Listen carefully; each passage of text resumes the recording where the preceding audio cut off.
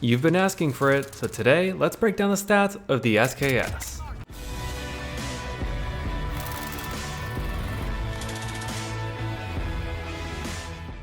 Believe it or not, before this weekend, my SKS was at level 3 because of one specific stat.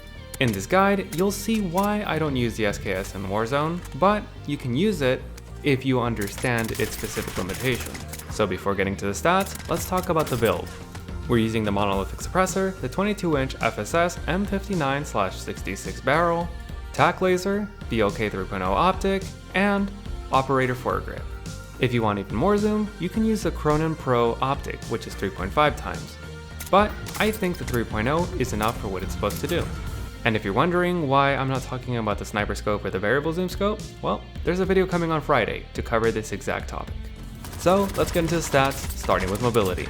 Its ADS speed is 330 milliseconds, which is average for the slower long-range weapons. Its reload and reload add times are 2.9 seconds from empty, and 2.5 seconds if you leave one bullet in the mag. Its mag cap is 20, and this is pretty much enough. Its movement and sprint speeds were slightly above average, which was surprising to me, coming from a Modern Warfare long-range weapon. But its ADS strafe speed is average for long-range weapons. And its sprint out and tac sprint out times are average. Its aiming stability is 1.5T, which is good for a long-range weapon. Its bullet velocity is 1000 meters per second, which is not the greatest, but it does work for slightly longer range combat. And its rate of fire is 5.21 rounds per second or 312 rounds per minute, which isn't very fast. So it gets a mobility score of 30. Its recoil is extremely accurate. You can spam fire up to 115 meters away and hit your target.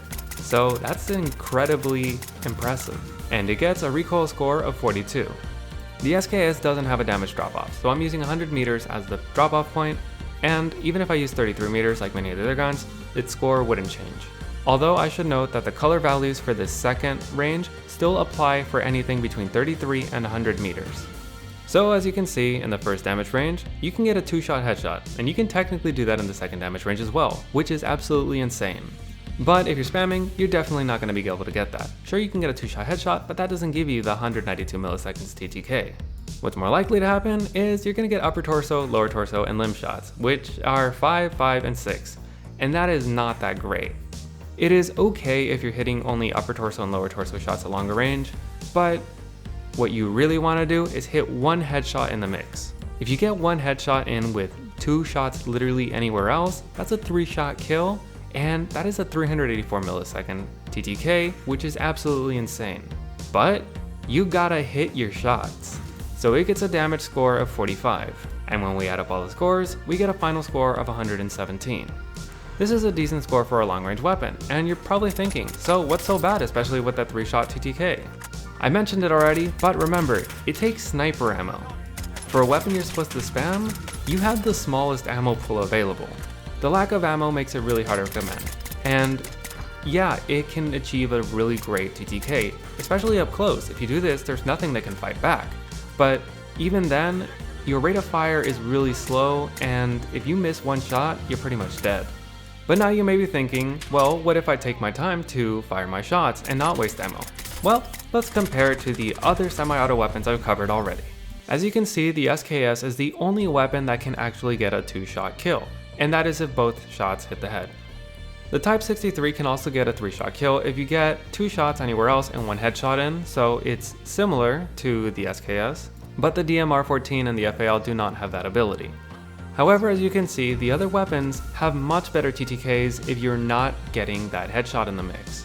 This makes the other weapons a lot more forgiving, and if you're spam firing, that's a good thing. I should note that the SKS does have the best recoil out of all of them though. The others can be used, but you do have to slow down their rate of fire.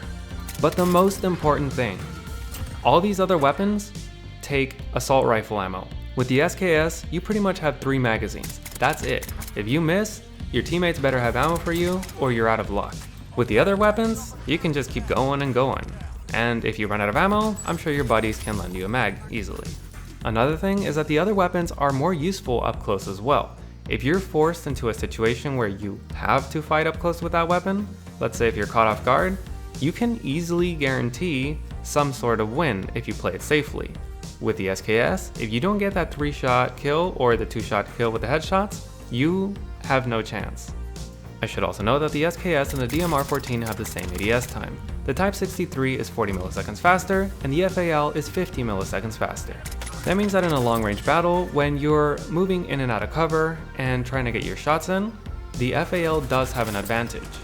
And now you're probably thinking, alright, that's great. Sure, the other weapons have more advantages, but if I can get that one headshot in with 2 body shots, the SKS is great, right? Well, if you can guarantee a headshot and you want to use sniper ammo, why not just use a sniper rifle that can, down someone with 1 headshot? In all seriousness, if you want a more spammy sniper rifle, then you can use the Rytec AMR.